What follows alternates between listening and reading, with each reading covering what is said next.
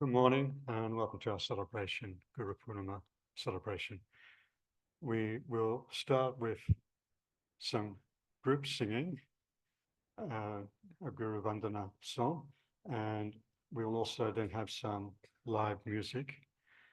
That will be followed by a talk by Gayatripana.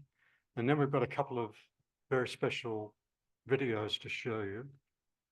One is when many years ago, we had the ABC here for the day. They did some filming of a Guru Durga Puja celebration. It's very grainy footage, but still, you find it very interesting. The other video is when Mataji participated in the World Youth Day celebrations in 2008, when Pope Benedict was here in Sydney, and got some very intimate footage of that event. Then after that, you're invited to come up and share your experiences, your thoughts, your feelings about the Guru. So now we will join in. There's some song sheets to hand out.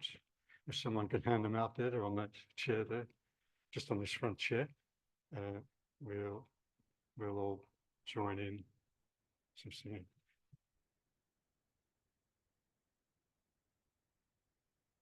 You're going to come up and lead this? Right. Don't you need a microphone?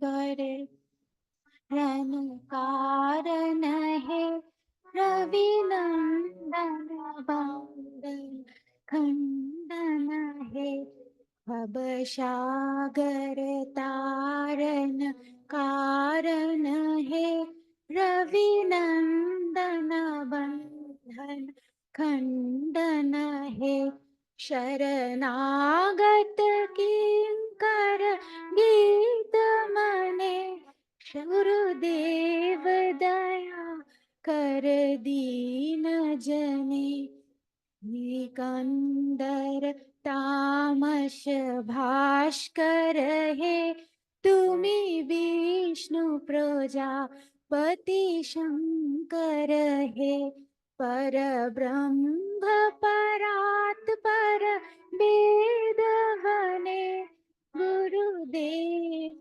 दया कर दीन जने मनवारन शासन अंकुश है नर त्राण तरे हरि चाखुष है गुणगान परायण देव गणे गुरुदेव दया कर दीन जने कुल कुंडलिनी घुम भंजक है हृदय ग्रंथि विदारण कारक है मम मानस चंचल रात्र दिने गुरुदेव दया कर दीन जने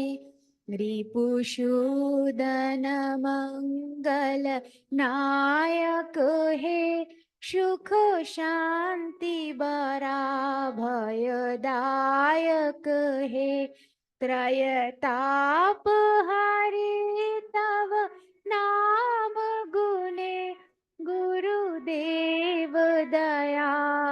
कर दीन जने विमान प्रभाव विमर्दक हे गतिहीन जने तुमी रक्षक हे चित शंकित वंचित भक्ति धने गुरुदेव दया करो दीन जने तब नाम सदा शुभ साधक हे पतिता धम मानव पावक हे महिमा तब गोचर शुद्ध मने गुरुदेव दया करो दीन जने सद्गुरु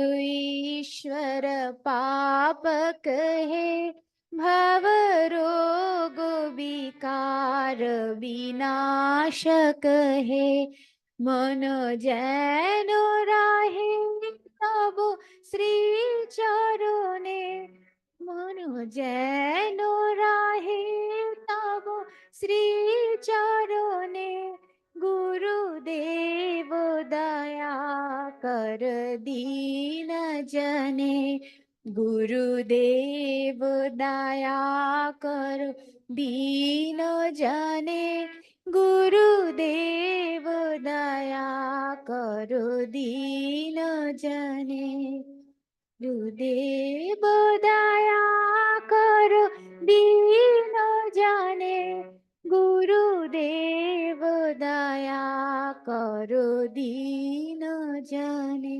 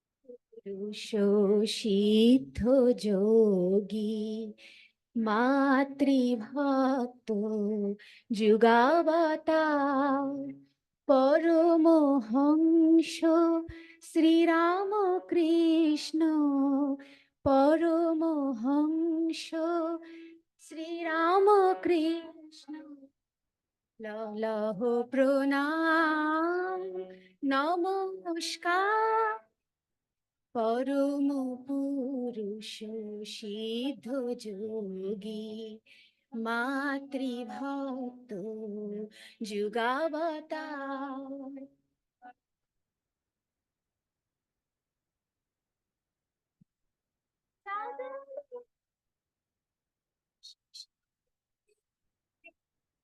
आशिव नाशिनी महाकाली जागले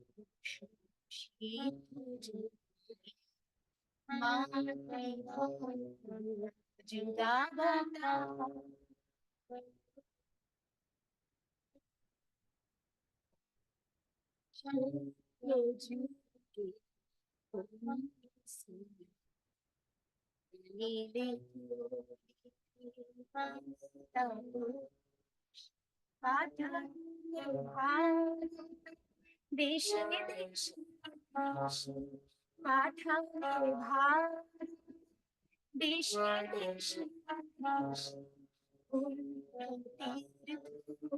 गाली कलश शुद्ध जुगेर स्मृति अनिले तुलिते तालोश पाठाले भार देश देश पाठाले भार देश देश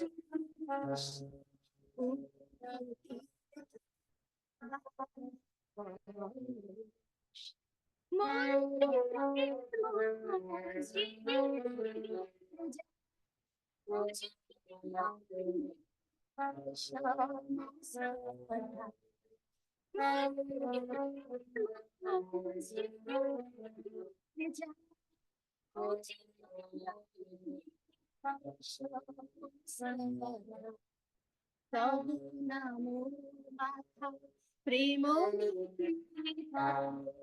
Tabu namo matha premo nikita. Jaya chita priya shansha.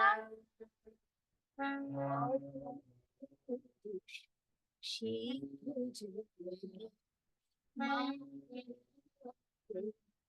Gamata Padmohansh Sri Rama Krishna Sri Rama Krishna Namo Pranam Namo Namaskar Padmohansh Shri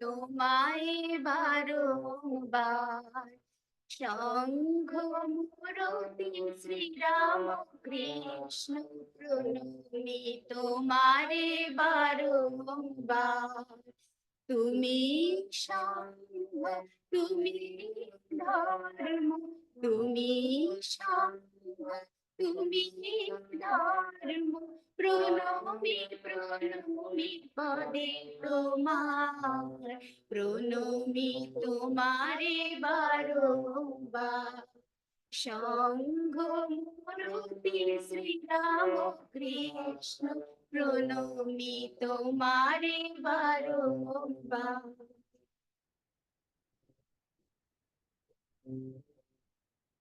সকল জাতির শান্তি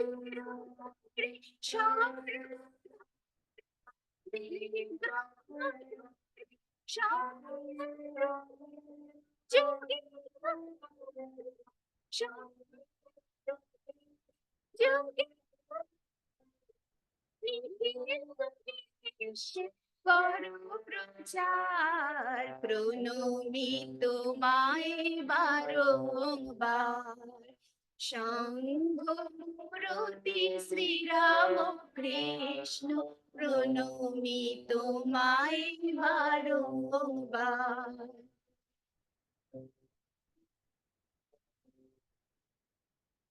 বিতরি তব অমিয় বারতা বিবেকানন্দে দিয়াছো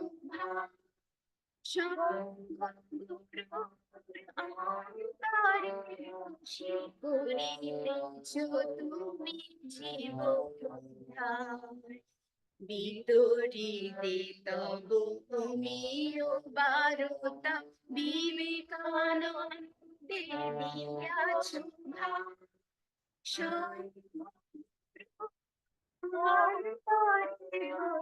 করিতেছ তুমি জীবন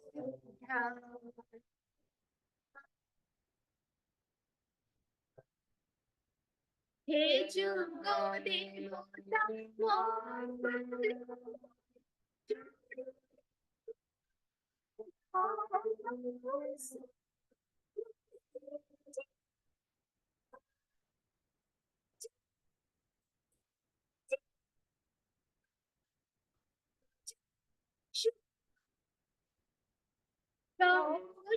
বার প্রণমি তোমায় বারংবার শঙ্কর শ্রীরাম কৃষ্ণ প্রণমি তোমায় বারংবার প্রণমি তোমায় বারংবার প্রণমি তোমায় বারংবার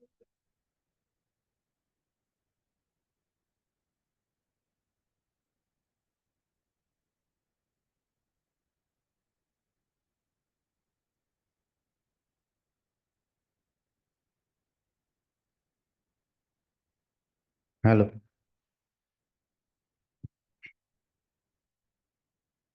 বহে নিরন্তর অনন্ত আনন্দ ধারা, বহে নিরন্তর অনন্ত আনন্দ ধারা, বাজে অসীম নভ মাঝে অনাদিরব, বাজে অসীম নভ মাঝে অনাদিরব, জাগে অগণ্য রবি চন্দ্র তারা, বহে নিরন্তর অনন্ত আনন্দ ধারা, বহে নিরন্তর অনন্ত আনন্দ ধারা, একক অখণ্ড ব্রহ্মাণ্ড রাজ্যে পরম এক সেই রাজ রাজেন্দ্র রাজে, একক অখণ্ড ব্রহ্মাণ্ড রাজে পরম এক সেই রাজ রাজেন্দ্র রাজে, বিস্মিত নিমেষ হত বিশ্বচরণে বিনত, বিস্মিত নিমেষ হত বিশ্বচরণে বিনত, লক্ষ শত ভক্ত চিত বাক্যহারা, বহে নিরন্তর অনন্ত আনন্দ ধারা, বাজে অসীম নভ মাঝে অনাদিরব, জাগে অগণ্য রবি চন্দ্র তারা, বহে নিরন্তর অনন্ত আনন্দ ধারা।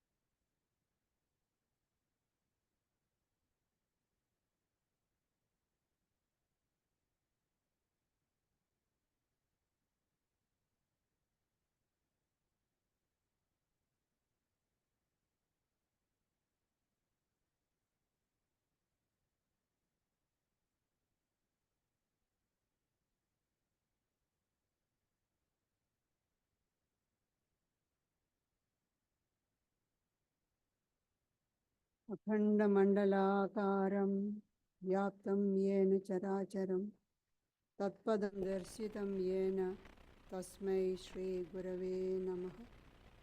Salutations to the Guru who has made it possible to realize Him by whom this entire universe of movable and immovable objects is pervaded. Today is especially because today is the Guru Purnima. Often we celebrate the following Sunday, but this time it happened to be today itself. So it's a really a great opportunity for all of you who have come here. According to Vedanta, the aim of human life is God realization or self-realization. How are we to achieve that? How do you achieve this goal of self-realization? Swami Vivekananda says, get the mercy of God and His greatest children. These are the two chief ways to God. So he says clearly how to attain God realization. Get the mercy of God and the mercy of His greatest children.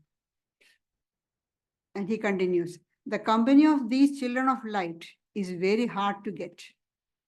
5 minutes in their company will change a whole life. And if you really want it enough, one will come to you. It's not that you have to run around looking for one of those great children of God. If you really want, then one will come to you. Swami Vivekananda is speaking from his own experience. He was in the presence of Sri Ramakrishna, went to Dakshineshwar temple, and the first day, Sri Ramakrishna gave him the highest realization. But at that time, Narendra, the future Swami Vivekananda, was not able to contain it. So he cried out, what are you doing? I have got my father, I have got my mother. But then later he was able to contain that and experience that higher state. So that is why Swamiji says, 5 minutes in the company will change the whole life. And if you really want it enough, one will come to you. So that children of God, we call as Guru, the one who is leading us to God. So who actually is a Guru? We are celebrating Guru Purnima today. Who actually is Guru? Shankaracharya in his a small composition called Prashnottaramala, the garland of question answers. He puts the question, who is the Guru? And then he himself gives the answer. The answer is, he who teaches what is beneficial for the disciple. The Guru is a person who teaches what is beneficial for the disciple. And what do you mean by beneficial? In the Katha Upanishad, we come across two terms, Shreyas and Preyas. Shreyas is what is pleasant, pleasing, what we all like, enjoyments, that is Preyas. And what Shreyas is beneficial, what is good for your spiritual life. In the beginning, it may not be very palatable. It's hard. Just as Shri Krishna speaks in the Gita about the 3 types of happiness. He says a superior happiness, in the beginning, it may not, it may be like bitter, hard, but in the end, it is sweet like nectar. But the mediocre is very pleasant in the beginning, very sweet, but it turns out to be poison. The pleasant, the happiness, what we like to enjoy really, is very happy in the beginning, and very tasty, very enjoyable, but turns out to be, in the long run, it gives only pain and misery. But what is beneficial may not be very palatable in the beginning, hard to take, the instructions, what the teacher is asking us to follow. It's hard to follow. But in the end, the long run, it is for your best, because that leads you to God realization. So Guru is the one who teaches what is beneficial for the disciple, not what the disciple wants to hear, what the student wants to hear. Often, if you say something which is not palatable, they say, oh, no, I don't want to go to that person because he's speaking some harsh truth or something which is not to my liking, but it is beneficial. So Shankaracharya says, it is only through the grace of God that we get three things: a human birth, then the desire for freedom, liberation, and the company of a holy person. He says in the Vivek Chodamani, Durlabham Trayame Vedat, Devanugrah Hehetukam, Manishyotam, Mumukshotvam, Mahapurusha Samshreya. These three things which are rare indeed and are due to grace of God: human birth, longing for liberation, and the protecting care of a perfected sage. The first one is human birth. And Shankaracharya says it's rare. We all got that rare thing. We have got the rare blessing of having a human body. Compare the human beings in the world to the other living creatures. They are number is much, much larger. Compared to them, human beings are a very small number. So we are a privileged race, privileged species, because we have got the rare human birth. And then the second one, which is rare and only through grace of God, is the desire for liberation. Again, that also referring to Bhagavad Gita, Sri Krishna says, among thousands of people, perhaps one may strive for liberation. Among thousands, perhaps one may strive. So that desire for liberation is also very rare, and that also happens through the grace of God. And Sri Krishna goes on to say that among thousands who strive, perhaps one may attain God realization, attain to God. So how hard it is. It's not easy. We think that, oh, just because I sit there morning and evening or morning, just for 5 minutes, I should have God realization. God should come to me. No, it's not so easy. It's very hard. And then the third one, according to Shankaracharya, is the protecting care of a perfected person. That is a realized soul, an illumined teacher. It's not always easy to get illumined teacher, like Sri Ramakrishna or Swami Vivekananda, Sri Krishna, Buddha, Jesus, we don't get. But then we have illumined teachers are there, and also those who are striving for towards that. We hear so much about gurus. Now we have even in the sports gurus are there. Tax gurus are there. Everybody is a guru now. But spiritual guru, that's also difficult. There are so many gurus out there, because we can see such a person, a new guru has come. That person has studied so many things, so many scriptures, all the Upanishads, Brahma Sutras, all the other scriptures, all the world scriptures of the world religion. Well, that person has become a great scholar. That person is not practicing. Just because studying all the scriptures does not make a person a really highly spiritually evolved one. There's a big difference. Studying scriptures make you a great scholar, a philosopher, that's fine, but not a spiritually evolved person. So Swami Vivekananda says, it is not true that a high order of intellectual development always goes hand in hand with a proportionate development of spiritual life in man. Highly studied intellectual person can easily quote from all the scriptures. But is the person living that life? That's the difference. That's why Swamiji says a high order of intellectual development does not always go hand in hand with a proportional development in the spiritual life. So how can you understand who is a really spiritual person, who is a real guru? Shankaracharya gives certain characteristics or signs of a true guru.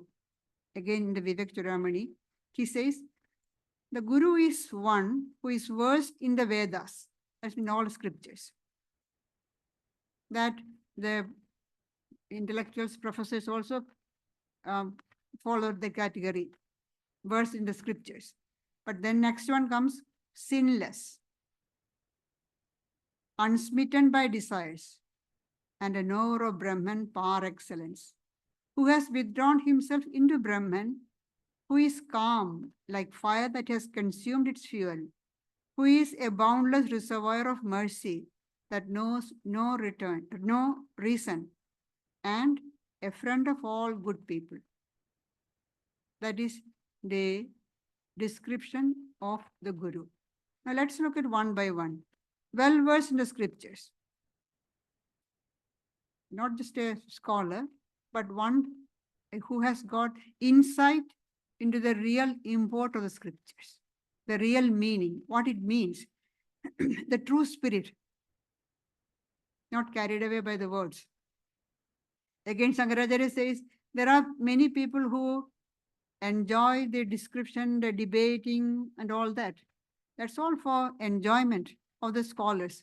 That won't lead to realization. Again, Swami Vivekananda says, it is the knowledge of the spirit of the scriptures. It is the knowledge of the spirit of the scripture alone that characterizes true religious teaching. Should know what it really means. And the person should be living that in his life, in his or her life. The next one, the teacher is sinless, perfectly pure. Only then the words will have strength, the words will carry weight. Otherwise, we hear the teachings with one ear and it goes out to the other. We don't feel like practicing because that person is not perfectly pure and that person is not following those things. And how do you get absolute purity? To be absolutely pure, should have complete self-control. And one with absolute purity and self-control gets a special power to talk about God. And the teacher of spirituality should live the life. That's the most important thing. Talking anybody can do. But live the life. That's the most important part. So Swamiji says, first we must see what he is, about talking the Guru, what he is, and then what he says. Is the person living his or her life according to what he or she say? Then we can follow that person. To give an example of that, when all the young Sri Ramakrishna was in Dakshineshwar and the young disciples were living with him, there was one young man from the locality of Dakshineshwar by name Yogin, who later became Swami Yogananda. One day he was staying at night with Sri Ramakrishna. Sometimes they used to spend night with him. So he was sleeping and Yogin was a very light sleeper. And he woke up at middle of the night and found Sri Ramakrishna not on his bed. So he thought maybe he must have gone to outside to answer the call of nature. So he went towards that. He looked at, oh no, the water pot that he used with water to wash the hands, it's in its place. So where did you go? Maybe outside walking? He went outside, looked around, couldn't find. Suddenly a great suspicion came to his mind. Has he gone to Nahabat, where Holy Mother is living? So is he saying about self-control, and then at night he is going and spending his time with his wife? So he wanted to test it. So he stood near, he positioned him such a way that you can watch the door of the Nahabat. And watching there, standing there watching. After a few minutes, he heard the footsteps coming from the Panchavati side. And Sri Ramakrishna came. Why are you standing here? Yogin hung his head in shame. He suspected. He couldn't utter a word. Sri Ramakrishna understood why he was standing there. He said, good, you must test a sadhu by day and by night. And only then you trust his words. So that's why Swamiji says, you must see what he is and then what he says. He has to be absolutely sinless. Then another qualification is motive, no ulterior motive. Not for teaching, giving spiritual instruction, not for name, fame, wealth, or power. No ulterior motive, just out of boundless compassion, just to help the person. That's the only thing. That's why the great teachers are called Ahetuka Daya Sindhu, an ocean of boundless compassion. No reason other than compassion.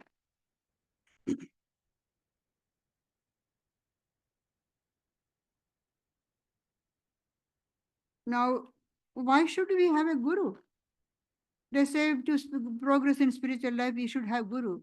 Why we can get all the information, the practices, what we had to practice, everything is in books now. We have got, now all the talks are there on the YouTube, you just have to click, you can get everything. Why should you need a guru?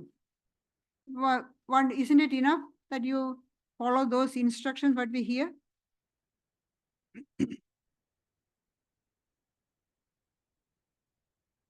They say to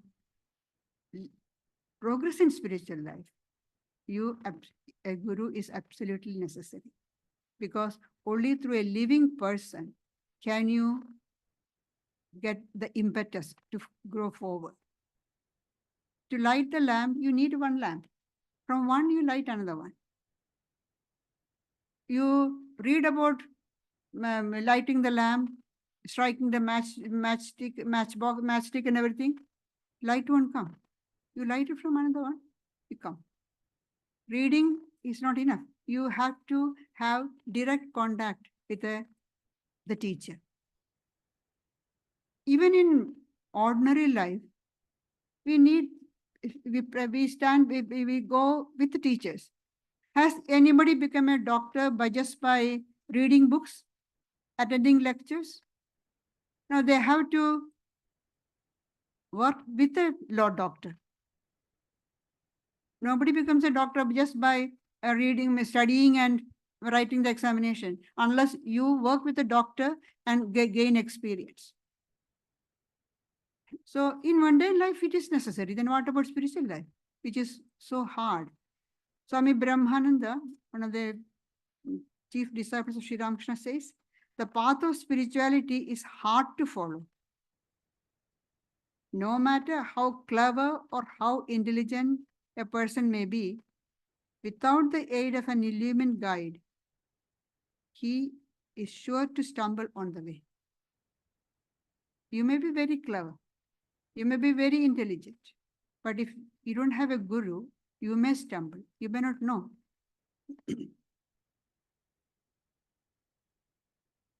The guru explains to us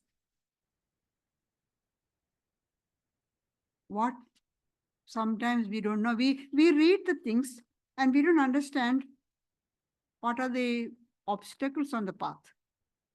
There are spiritual path is very dangerous, and the Upanishad says it is like walking on the sharp edge of a razor. Any moment you may stumble, and there may be great consequences. But Guru can understand that. Guru can guide you and warn you in time. Guru knows the dangers and pitfalls on the spiritual path. Just to give two examples. One about Swami Brahmananda. We often, psychic experiences, we confuse with real spiritual experiences. People have, they see light, they hear some sound, or sometimes it can be really happening, or sometimes it can be just imagination. But the Guru knows.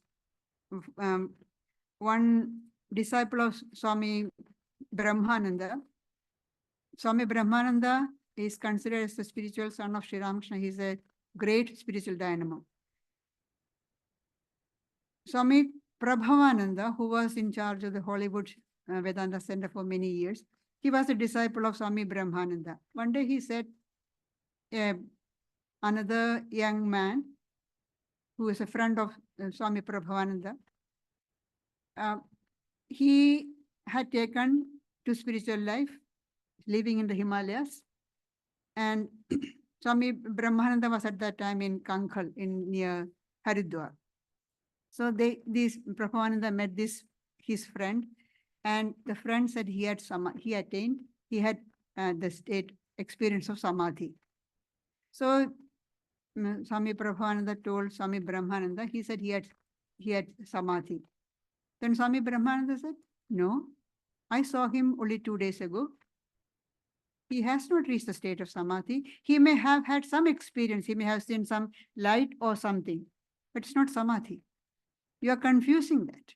And then if you don't make proper evaluation of your spiritual state, you may stumble. Then he adds, this is what happens when you don't have a guru to guide you. This man, he didn't have a guru. He took to spiritual life without any guru, help of a guru, because he thought he can go by himself. So Swami Brahman says, no, he hasn't samadhi. He may had some vision, like, or seen some light. But that's not samadhi. You're confusing that. Another example we have heard. It's about the father of one of our Matajis. He was very regular in doing pranayama. He was a disciple of Swami Shankarananda, who was the eighth president of the Ramakrishna Order. So this gentleman, because he was very regular in pranayama before, and he had to travel a lot because of his work. And even while traveling, even the train, he used to do pranayama, because he was so used to and never did want to miss that. So after some time, he developed a noise in the ear. Constant, couldn't be stopped. Tried many treatment, nothing happened. Then after some time, this was going on, this noise going on in the ear, he went to Jairambati, Holy Mother's birthplace, and Swami Shankarananda happened to be there at that time. So he went, and his guru, he went and saluted. As soon as the Swami saw this gentleman, Swami Shankarananda asked him to go and have a dip in the Punyapukur, that is the pond dam near Holy Mother's house. It's very strange. The moment he had a dip in the pond, that sound stopped. He didn't have that, completely stopped. And then when he came back to him, Swami asked, why did you do pranayama in the moving train? How did the Swami come to know about it? He didn't say anything. He didn't talk to him at all. First, he just saluted the Swami. He said, go and have a dip in the pond. He came back and asked, the Swami is asking, why did you do pranayama in the moving train? Guru knows what is best for you and what is stopping you or obstruction on your spiritual path. That is why it's so important that we have a Guru. And should we go around looking for a Guru? That's another question. And how do we recognize the Guru? If we are really ready, as Swamiji said earlier, Guru will come. If you're really craving for that, longing for a spiritual path, Guru will come. But if you are not ready, even if the instructions come given, we won't be able to assimilate it. If you put a seed in the ground, unless the ground is prepared, the seed won't sprout properly. What did the parable that Jesus said about throwing the seeds? Some fell in a dry, rocky area, didn't sprout. Some fell on among the thorns. Thorns grew and crowded out the crop. Only a few seeds fell in the well-prepared land, and it gave a great yield. So we have to prepare ourselves first to receive the grace of the Guru. When we are ready, then whatever the instructions we get, we will assimilate and we will benefit from that. So just as the Guru has had to have certain qualifications, which we said earlier, like being knower of the scriptures, being sinless, without any ulterior motive, all that, the disciple also, to benefit from the Guru, should have certain qualifications. The first one is, should be really keen on the spiritual life. Why do you want to go to the Guru? Why do you want to have a Guru? Is it because everybody says so-and-so is a great Guru? Unless you are really keen, unless you are ready, you won't get. Some people want to take to spiritual or supposed to be spiritual life because that's a fashion. We have heard in Swami Yatisharananda, who was in charge of the Ramakrishna Mutt in Bangalore, he used to say, it's a fashion to go to Ramakrishna Ashram. Where are you going? Oh, I'm going to Ramakrishna Ashram. So it's a fashion. Everybody goes, so I also go. If you are not really keen, you're not going to get benefited at all. So the disciple has to be really keen and prepare ourselves for that. And how do you prepare ourselves for the spiritual life? By leading a really ethical and moral life and doing whatever instructions we hear about, like praying to God, trying to lead a pure life so that your mind will be pure, heart will be pure. It's not, so the teacher has to be wonderful, the student also has to be wonderful. In many times, modern times, especially maybe in the last 50 years or so, maybe from the time of the Beatles, the Gurus have come to West. So people go to India, stay in some ashram for a few months, maybe a year, or at the most a year or two, and then come back as Guru. Start up your own ashrama, mutt, and your own group. So one of the Swamis of Swami Vidyatmananda, an American monk, speaks about the what happens here. He says Americans go to India, stay in an ashram for a few months, and come back with a degree, with an inverted commas. Degree of, what is his degree? Swami. And then start his own ashrama. And he was, because he is comparing with the time that in the probationary time in Ramakrishna order, we spend 10 years at least to before you become a monk or monastic. Whereas we have to have you to live the life. To become a guru, it's not easy. And Sri Ramakrishna says, to assume the role of guru, one should have the command from God. Without authority, you cannot assume the role of a guru. And he continues, or he adds, well, nobody is going to stop you from speaking. They will listen to you and forget straight away. Then he says, the people of Calcutta, they want to like to bring light to others. Because he was living next to Calcutta, close to Calcutta, so he is talking about the people of Calcutta. This is the more fashion of the people of Calcutta. They want to bring light to others. Nobody knows who is giving light to themselves, but they want to bring light to others. To have, you should have authority, you should command from God. And he says, no, none can resist such a guru, resist the words of such a guru. They have got power. May not be very bombastic language, simple language. Look at Sri Ramakrishna's words. Very simple language. Read the Gospel of Sri Ramakrishna. Most common language he is using. But that goes to the heart of the person, the seeker. None can resist that such a teacher. And he did that in the life of Swami Vivekananda, you see. He wrote on a piece of paper, Naren will teach.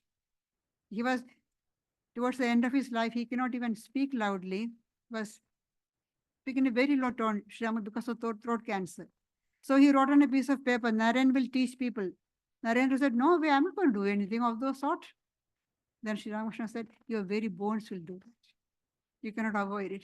And that's what happened when he went and gave the lecture in the first lecture in Parliament of Religions. The newspapers were commenting, he is an orator with divine authority. Nobody could resist. The Parliament was convened with the main aim of showing off the greatness of Christianity. But this unknown monk from India stole the whole show. Everybody was talking about him only. So the newspapers were saying, was an orator with divine authority.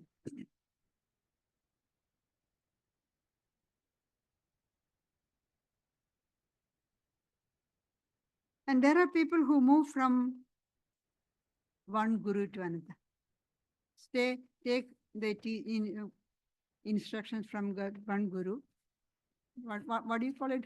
Guru hopping, or I don't know what the term is, but go from one guru to another. What does this guru say?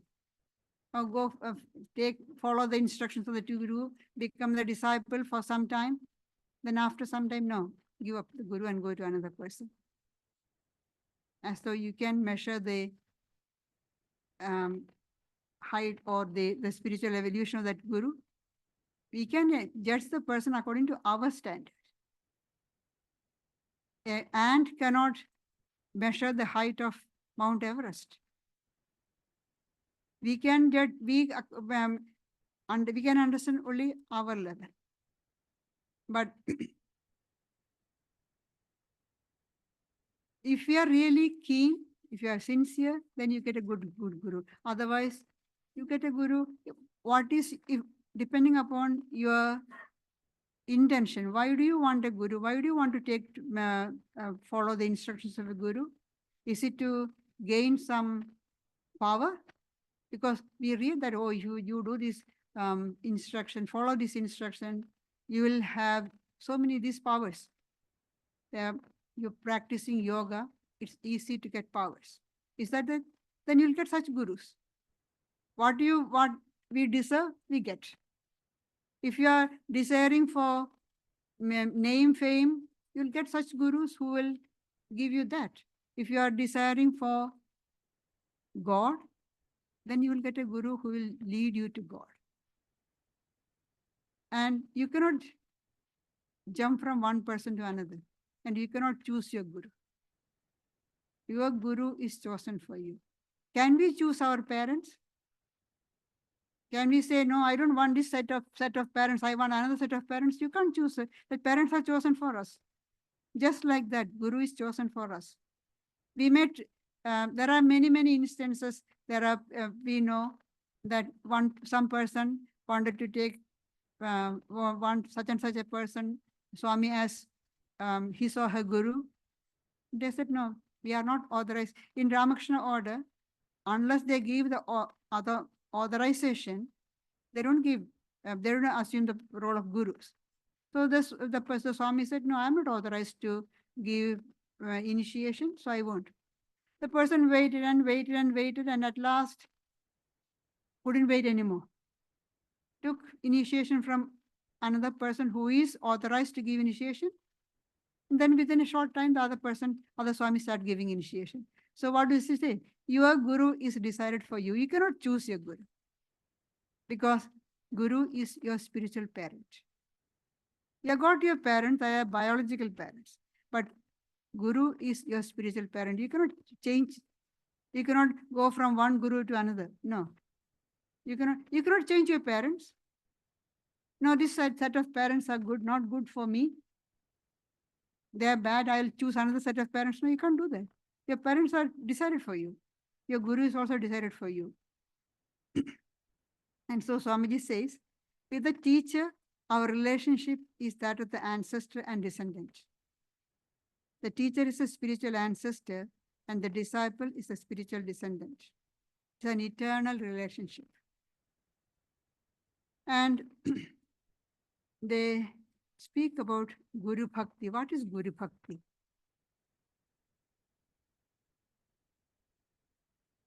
To know God, one must learn surrender. And if we cannot surrender to a person whom we can see, how can you surrender to an entity which we don't able to see? Guru is the one whom we can see. Guru is the one who is leading us, taking us to God.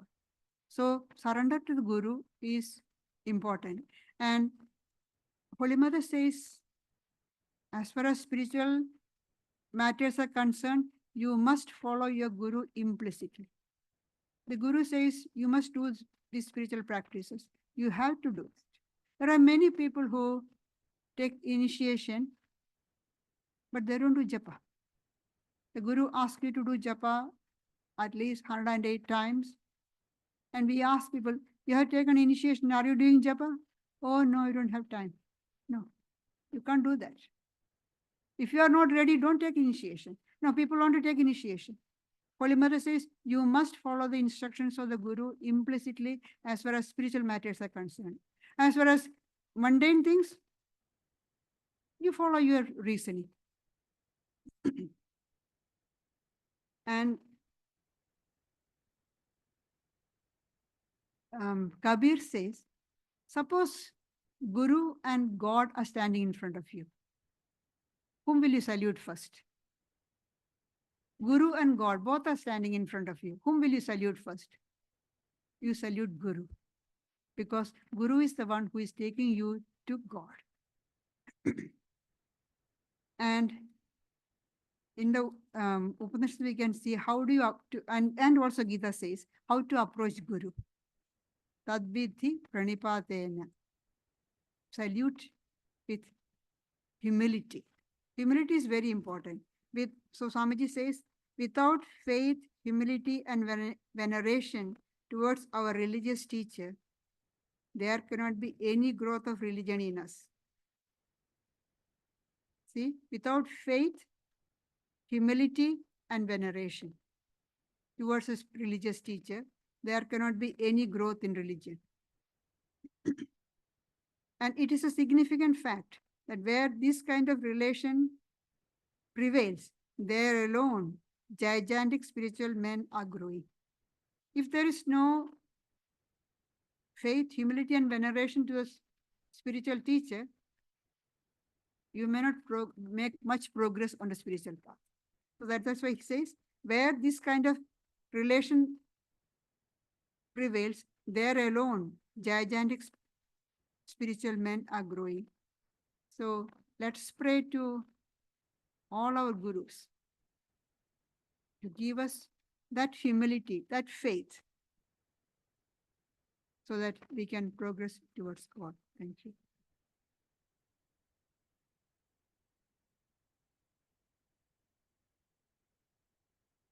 Next item in the program, going to show you two special videos. They're both featuring revered Pravrajika Ajayaprana Mataji, who started this center. I'm aware there's an increasing number of you here who have never met her. So you'll get a bit of a glimpse of how she was from these two videos. The first video is from ABC, Compass program. We had an ABC film crew here with us all day, many years ago. Forget which year it was, 1998. So we were having the Guru Purnima celebration. Was it? Sorry, yeah, Durga Puja Celebration. Unfortunately, the footage, the video footage is quite grainy. We had it on a videotape, and I think it hasn't handled the years too well. But still, you can see and hear properly. The second one is when Sydney was hosting the World Youth Day in 2008. That's when Pope Benedict was head of the Catholic Church, and he came to Sydney. Now, Ajayaprana Mataji was very involved in interfaith activities. So as it turned out, some of the key people on the organizing committee for the Pope's visit knew Mataji very well. And part of the visit, they had some interfaith events, and they were very insistent that Mataji participate in a couple of those. And just to give you a bit of background, I was Mataji's secretary, and so these people knew me as well. So there was a meeting at the St. Mary's Cathedral, at least I thought it was, at St. Mary's Cathedral, with the Pope. So St. Mary's Cathedral is very big, you know, hundreds and hundreds of people. So I said to Mataji, this is wonderful. We've both been invited for that, and we'll go and we'll see the Pope.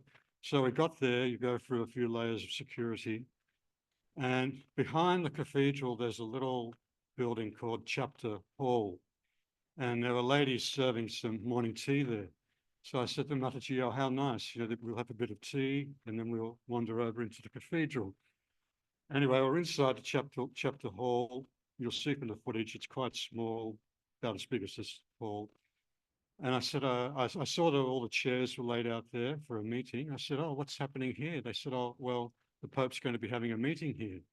Then I realized the meeting's not in the cathedral. The meeting's in this very small hall.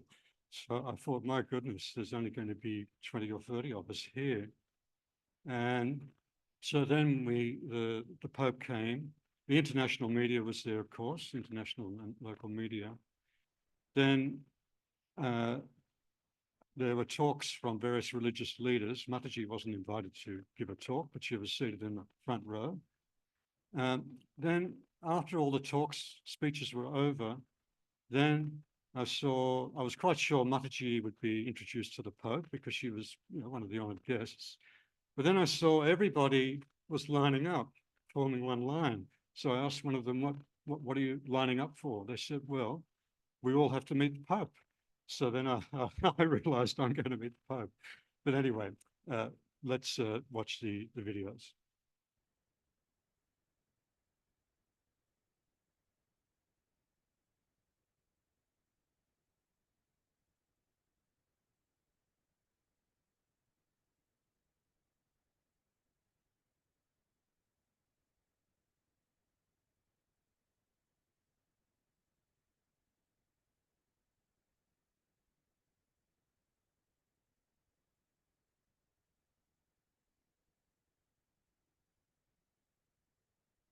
Hello, I'm Geraldine Dood. Welcome to Compass. Tonight we look at one of the world's oldest living religions. The origins of Hinduism date back to the Indus civilization of 3000 BCE. Known as the Sanatana Dharma, or immemorial way of right living, it's believed to have had no founder, but to have always been there. Hinduism has no formal organisation, but has emerged through the centuries as a rich and complex tapestry of religious deities, beliefs and practices, bound together by ancient and sacred texts, the Vedas. 3 million gods, a look at Hinduism in its Australian incarnation, Hinduism transplanted, and proportionately Australia's fastest growing faith.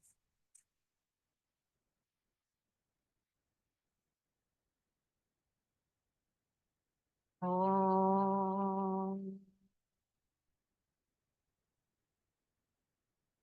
Om.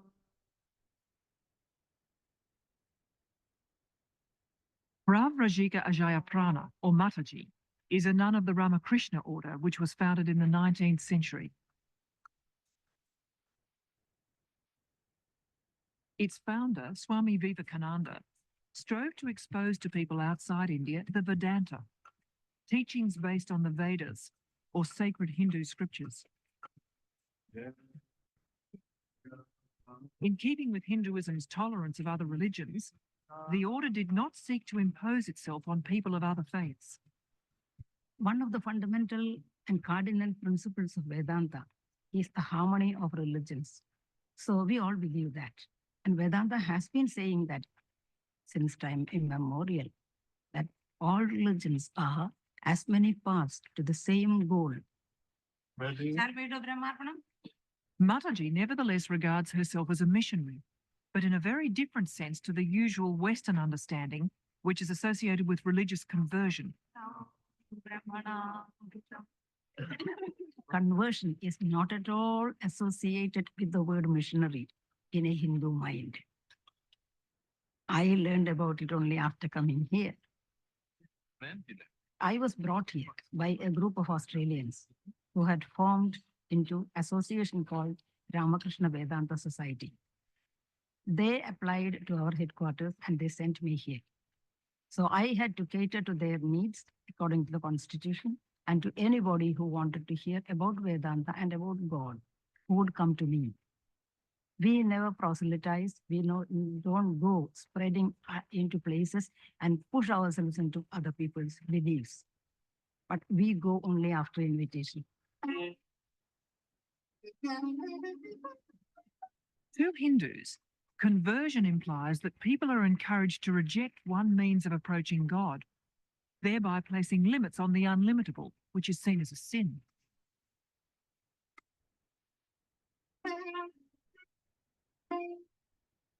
A prayer is offered to Durga, one of the manifestations of pure divine energy. The believers, as Mataji calls them, perform a simple puja. It's a modest affair compared to what one would expect in a more elaborate temple. She believes that in this case, a low-key approach to ritual is appropriate. Those people who have come from Christian background came because they were dissatisfied with the way Christianity was being given from the church. They were prepared to accept Vedanta if it were given in the way that they could digest. They are not very much interested in ritualistic worship. So the emotions I don't promote much. I direct to more towards the intellect. And if the intellect is developed and the intellect takes hold of the emotions and the whole nature of the person, then the person can pull himself up in a quicker and easier way. And I find that Australians are more prone to that.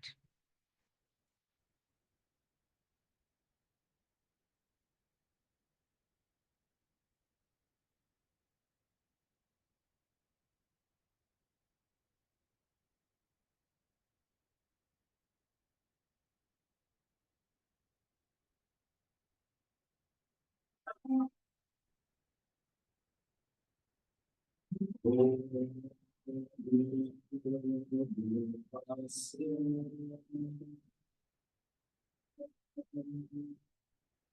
are going to be invited along with the panel to participate in some of the hard questions that you may feel need to be asked around the area of interfaith cooperation.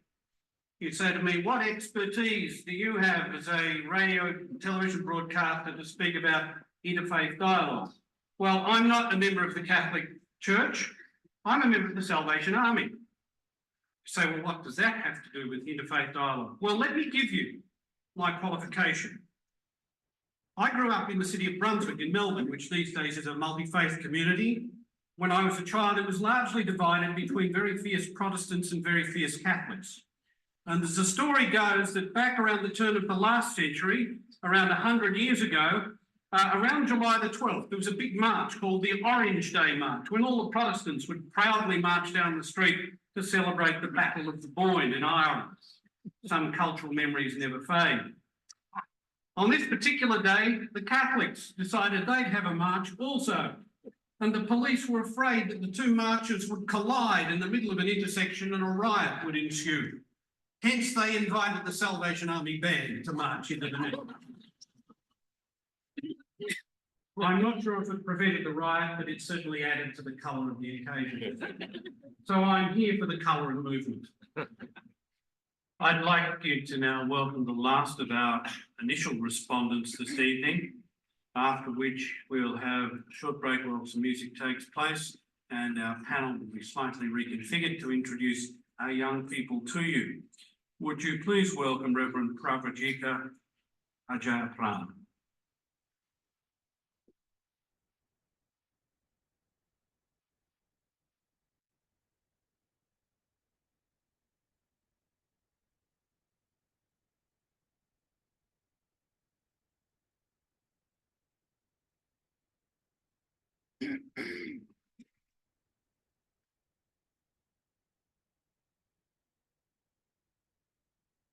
Archbishop Fitzgerald, other two co-respondents, Mr. Cleary, ladies and gentlemen, brothers and sisters,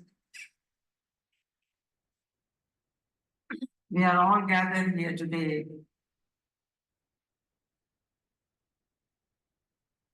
to find out ways and means to form a future in this world which is based on love. I'm very happy that such a large-scale interfaith event has been organized in this city of Sydney in connection with the Pope's arrival in Australia.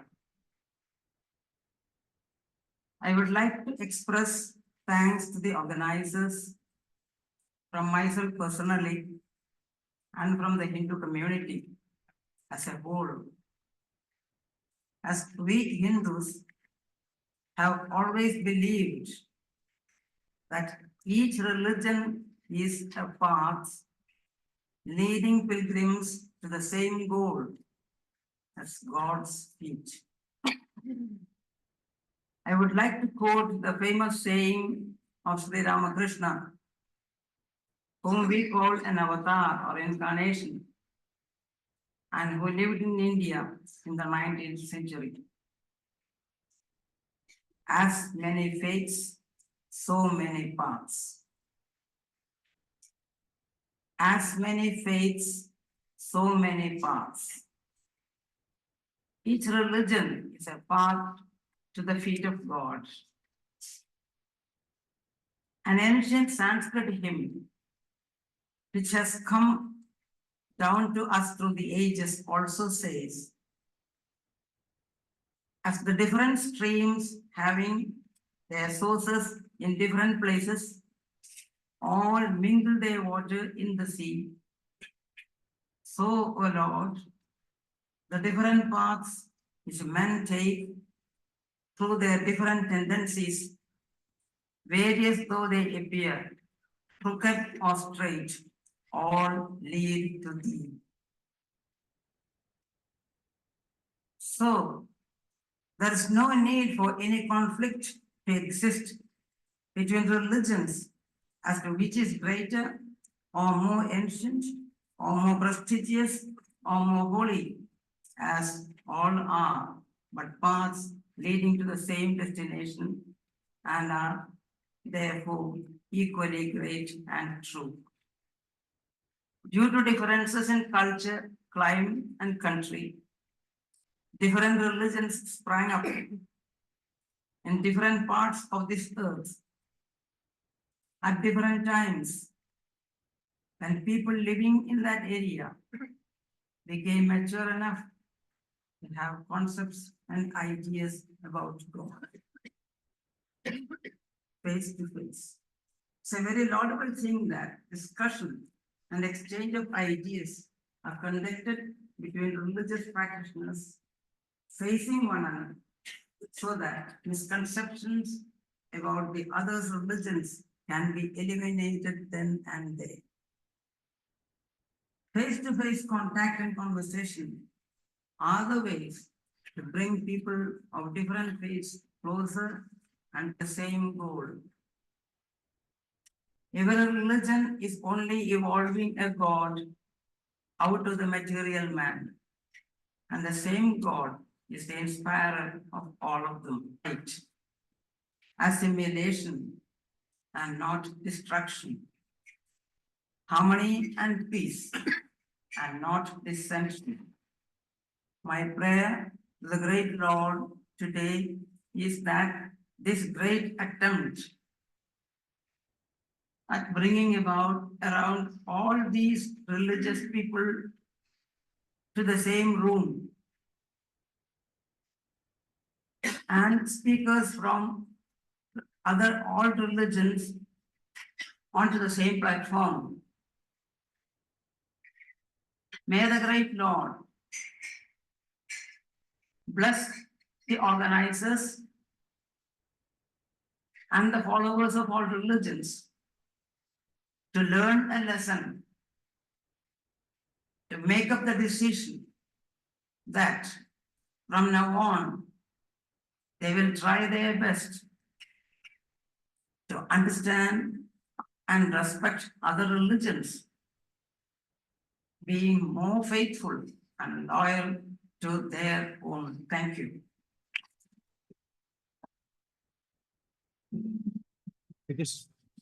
This is in the chapel hall the next day.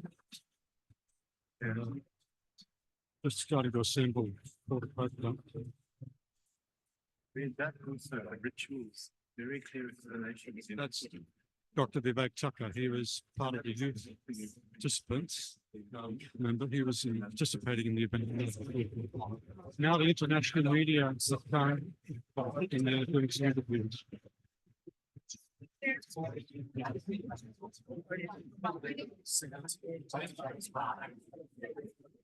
So it's just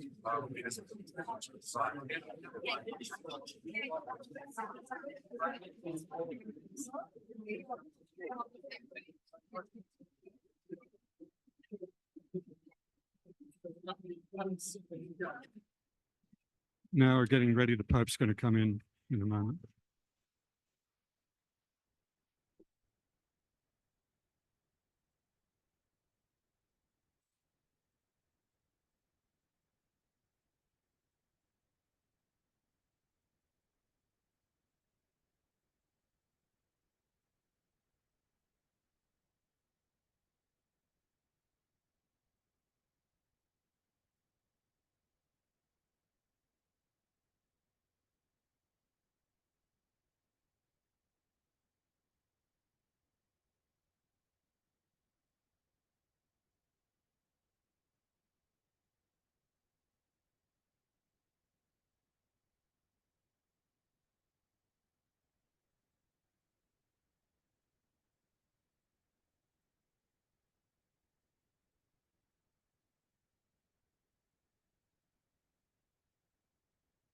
Ratio, Faith and Reason, published on the 20th anniversary of the election of Pope John Paul.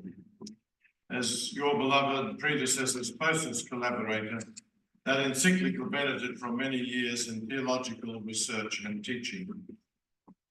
Since your election as Bishop of Rome, you have deepened that argument, reminding us that not only do faith and reason both lead to the truth, but that reason needs faith to expand its horizons and to give a full account of the human experience.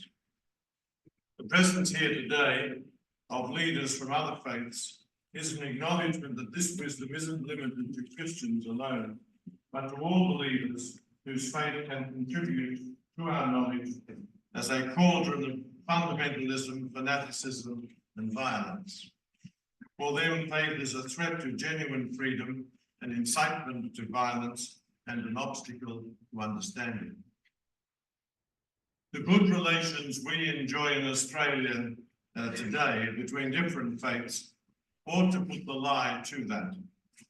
But it's not only a matter of good manners or friendly encounters. Together as fellow believers, we must demonstrate that true faith in God is a cause. Muslims, in particular the youth, and Sheikh Shahadi, for the words of welcome to express in their own language and on behalf of their respective communities. Australia is renowned for the congeniality of its people towards neighbor and visitor life. It is a nation that holds freedom of religion in high regard. Your country recognizes that respect for this fundamental right gives men and women the latitude to worship God according to their conscience, to nurture their spirits, and act upon the ethical convictions that stem from their beliefs. A harmonious relationship between religion and public life is also more important at a time when some people have come to consider religion as a cause of division rather than as a force for unity. In a world threatened by sinister and indiscriminate forms of violence, the unified voice of religious people urges nations and communities to resolve conflicts through peaceful means and with full regard for human dignity. One of the many ways religion stands at the service of mankind is by offering a vision of the human person that highlights our innate aspiration to live generously, forging bonds of friendship with our neighbors. At their core, human relations cannot be defined in terms of power, domination, and self-interest. Rather, they reflect and perfect man's natural inclination to live in communion and accord with others.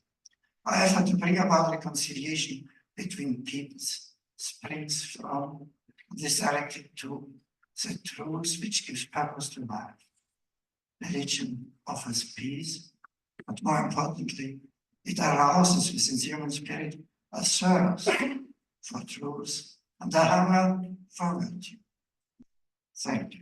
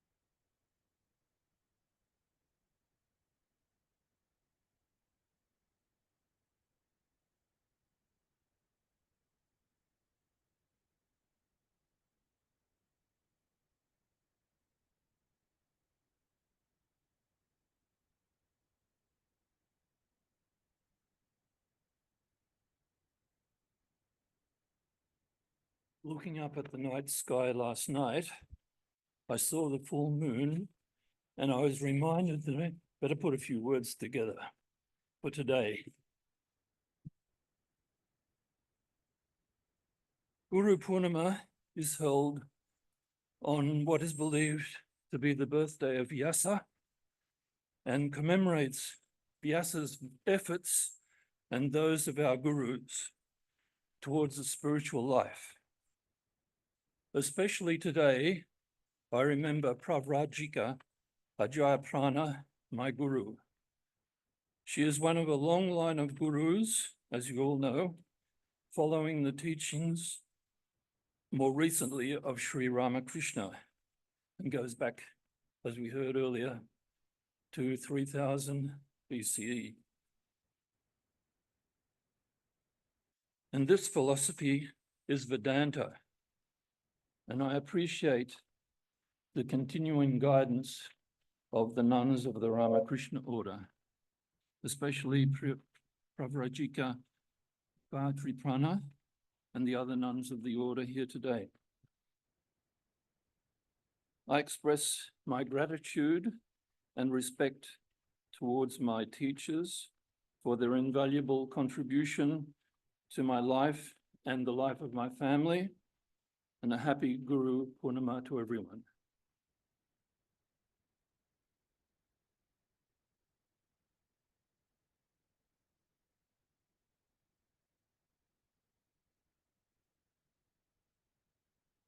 Ram Mataji, Mataji, and also Robert. Again, just continuing on. Just forever grateful for all the for the advice, the showering of love, and the prayers that you give us. And just also really appreciate the efforts that you go to convey the teachings as well. So it's getting material prepared, especially for the Friday night classes that we participate in. It's very meticulous, very easy for us to understand. Yes, on top of it as well, there's have some appreciation, but not the, I guess, at least I wouldn't have like the full appreciation of the tremendous amount of sacrifice you all have made to make sure that we have the opportunity to be able to progress spiritually. But just always forever grateful to be welcomed into the order, and also to be initiated as well. We believe that's tremendously helped us.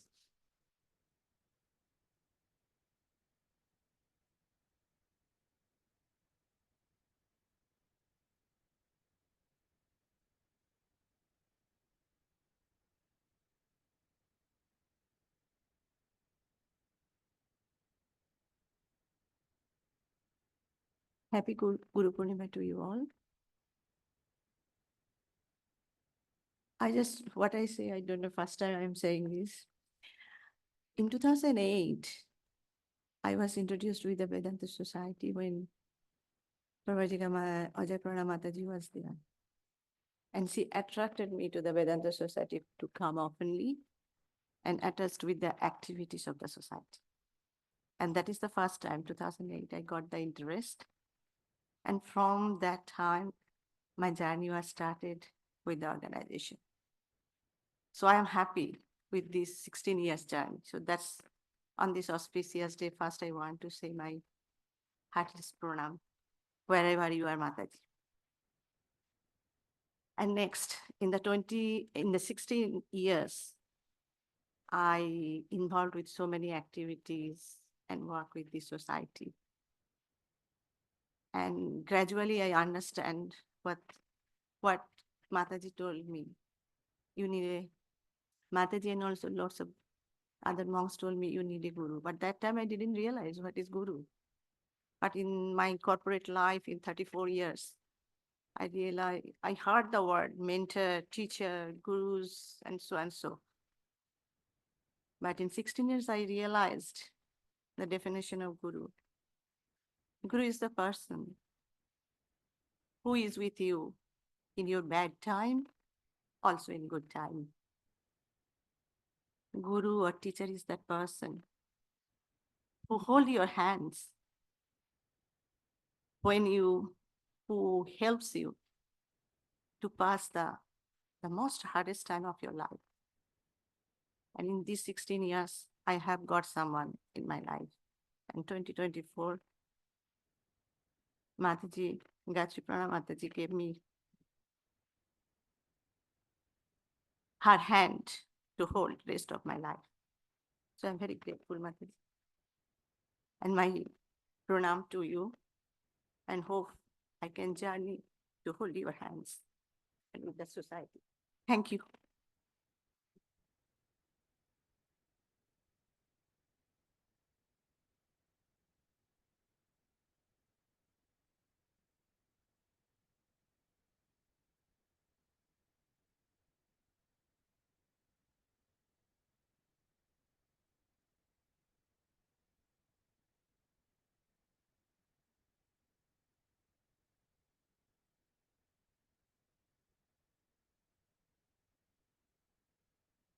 I was not going to get emotional. You wouldn't have shown me those videos. I've been very fortunate. In fact, as a family, we've been very fortunate to have been in Mataji's company and the company of these Matajis since 1986.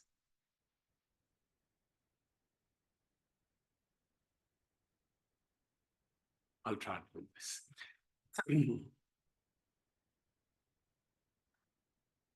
Mataji was a personality that you have to be with her to fully understand. As Mataji was saying earlier, that your guru is chosen for you. And it is the face-to-face interaction, their very presence lifts you from the very depths of wherever you are and transforms you. I mean, I would like to believe that since 86, I have been transformed this much. People I associate with tell me that, so I take that with a whole lot of gratitude and I put it at the feet of Mataji's, that it is their association that helps us grow and develop as human beings.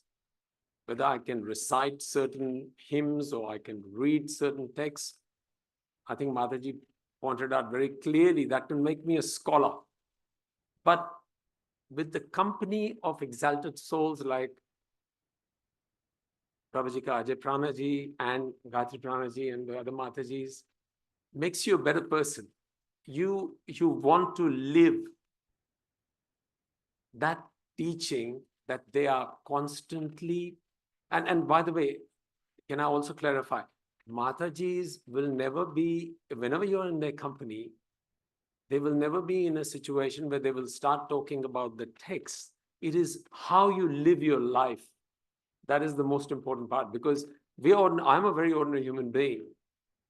I go to work, I come back home, I do certain things. So I'm not a religious person per se, but the teachings, the very fact that the company in which we are at the time, it will bring certain things into your regimen that changes your personality. And others will notice it as well, and you will notice it as well. I think I'll stop here because I can't go any further, but very happy Guru Purnima.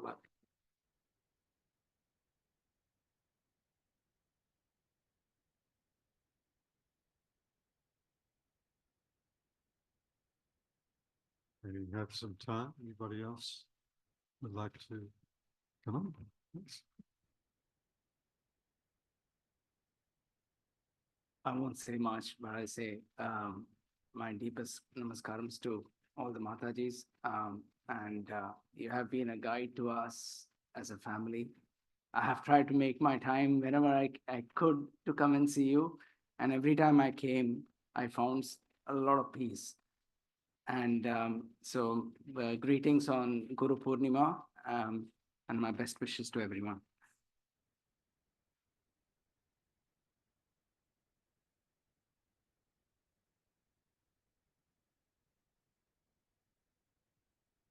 Anyone else?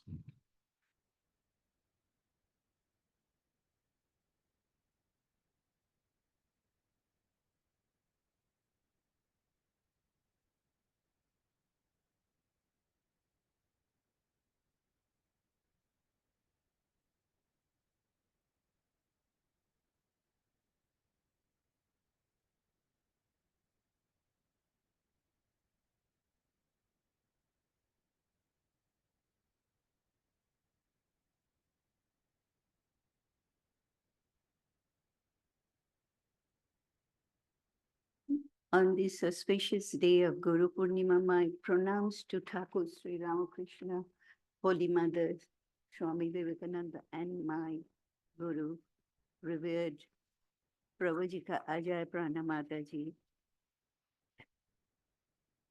She was our Mataji, but she was my Mataji too. She played the role of Guru by giving her unconditional love and guidance, but she was became a very special person in my life, and she looked after me in my happy days and my sad days. She was always there. She will call me because we were in Adelaide and Mataji was being in Sydney. But we always kept in touch, Mataji. If I do not call her or give her the news, she will call herself. And then one time I said, Mataji, we don't want to disturb you by giving all these news. But Mataji said, you cannot disturb me. And I realized that when you go up to that Mataji's level, you cannot disturb them anymore. My cousins and everybody in India, they used to say, your Mataji loves you very much. But I said, no, they love all of us. They show their love in such a way that you feel that you are the most important person in their love. But we kept in touch with Mataji with telephone or emails or visiting. Mataji used to visit Adelaide from time to time. And we used to feel that, we were going down, but when Mataji came and gave her speeches, how to change your life daily, just living to certain right path, and it uplifted us tremendously. But it was my real blessing from Thakur and Holy Mother that I came in touch with Mataji. And as long as Mataji was there, I had no fear. I was able to tell her all my troubles and happiness and everything to her. But when Mataji went back to India and the trouble came in my life, Pravrajika Gayatripana Mataji lent her hand to me. And she was guiding me. And then Pravrajika Gayatripana Mataji and Pravrajika Gayatripana Mataji, they are helping me so much. And on this special Guru Purnima day, I give my pranams and namaskars to you. And I feel really blessed that you are in my life. And that's why I'm living here today. My namaskar.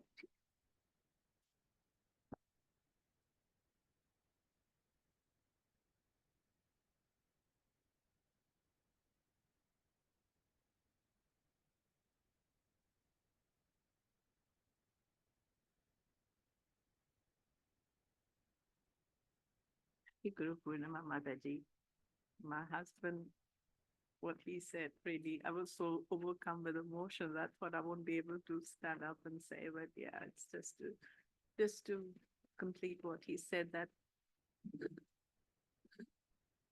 when we met Mataji I met her in 1987 as a new bride, just come to Australia, and I came from Calcutta. My father was posted in Calcutta for two years. I was there, and I always looked at Thakur and Ma Sharda's pictures in every household, and yet I could not connect. Who are they? It's like an eternal relatives of everyone. Till I found out a little bit more about them, because we grew up in Kanpur knowing only Sri Ramakrishna Mission and Swami Vivekananda's role. So, but it was just the Thakur's way of bringing me to Australia, and then our association with Mataji, that I actually learned about the Ramakrishna order, about Sharda Mutt the teachings, Holy Mother's teachings, the entire, the journey, their journey, but with Pravrajika Ajayaprana Mataji, she became an anchor for us.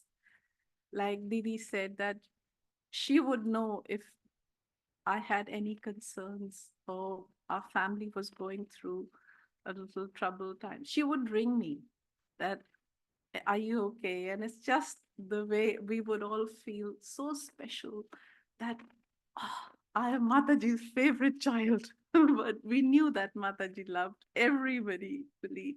But the way she made time for us, and it was just such a joy. And even with the Sunday talks, when we would come to hear Mataji, it was like I have a bit of I was intrigued by something, or I had a question in my mind for weeks, and then the talk on that day, and I would get my answers through Mataji's talks.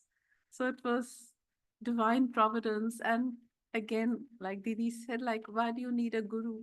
Sometimes I would be like, after interfaith meetings, all Mataji would come to our house for lunch, and I think those memories are embedded in my heart and my soul, that I feel so blessed. And Mataji said, do you think like you should, the guru, you should, guru's presence? I said, but Mataji, you're my mother, you're my guru, you're my goddess. And then when we went to, then all of the journey happened, all of her, the knowledge that we gained, her blessings, countless blessings. Then when we went to, Mataji went to India because she wasn't well. And then when we went to Trivandrum, I don't know, it was like that awakening. The night before we were leaving, I said, I have to be initiated. I can't let go of this opportunity. And Mataji just embraced me with so much love.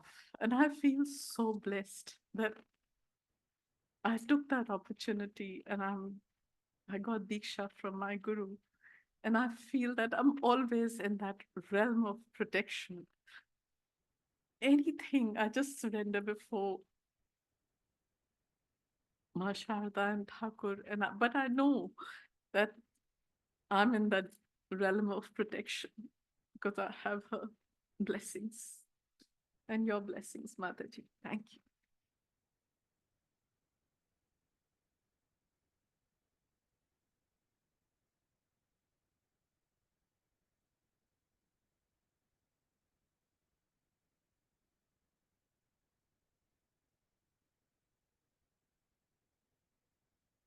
Happy Guru Purnima, Gayatripana ji and Pravrajika's devotees and friends. Pravrajika Ajayaprana ji was my guru, and I wasn't going to say anything. I didn't come here prepared, but when Gayatripana ji said that, talked about how a guru finds you rather than you find them, I just felt I'll relate something of that in my life. So I had no inkling to come to the Ramakrishna mission whatsoever, but I had some personal problems in my life, and it was my mother who reluctantly dragged me to go and see Pravrajika Ajayaprana ji.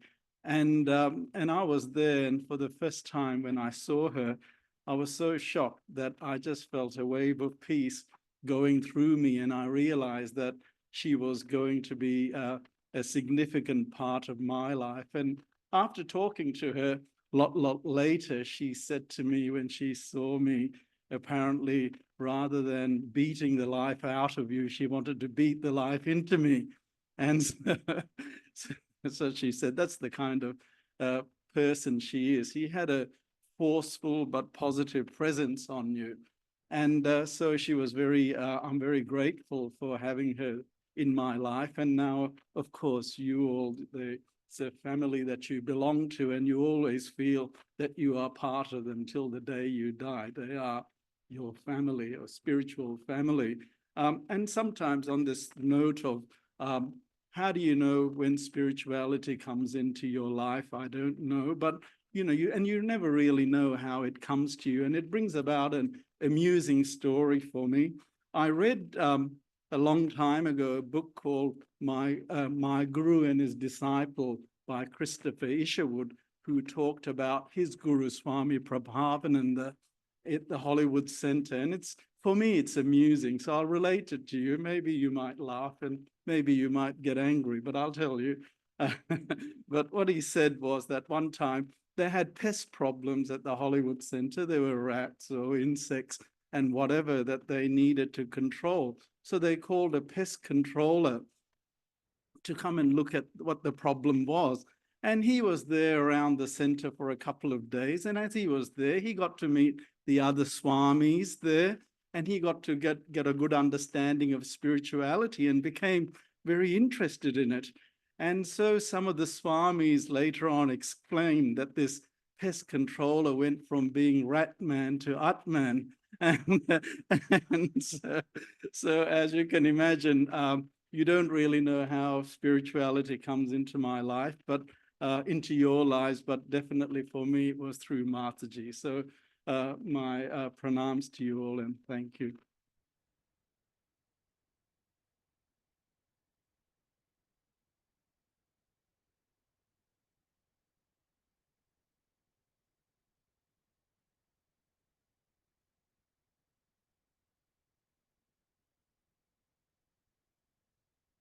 It reminds me, Colin, there's an anecdote from the nuns at the San Francisco Center.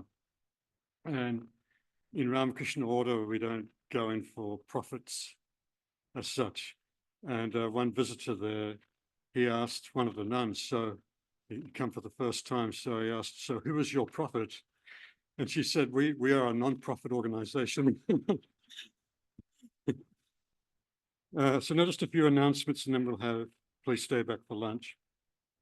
Next Friday night, we have the fortnightly spiritual evening discussion led by Gayatripana. Next Sunday, we'll have some special guests. The topic for Gayatriprana's talk is relevance of Vedanta in modern times. And our good friend, Walter, who's Mason, who's with us today, he's bringing a group from the Unitarian Church, and they're going to come and learn a bit about Vedanta. Interestingly, Swami Vivekananda had quite a bit of contact with the Unitarian Church when he was lecturing in the US. So there's a nice link there. Hopefully, probably the yoga class will recommence on Thursday, the 1st of August. And that's here in Vedanta Hall from 10 a.m. You're welcome to come for that. Also, as we've just started announcing, we've got a new monthly event. We're going to revive the Vedanta Book Club meetings.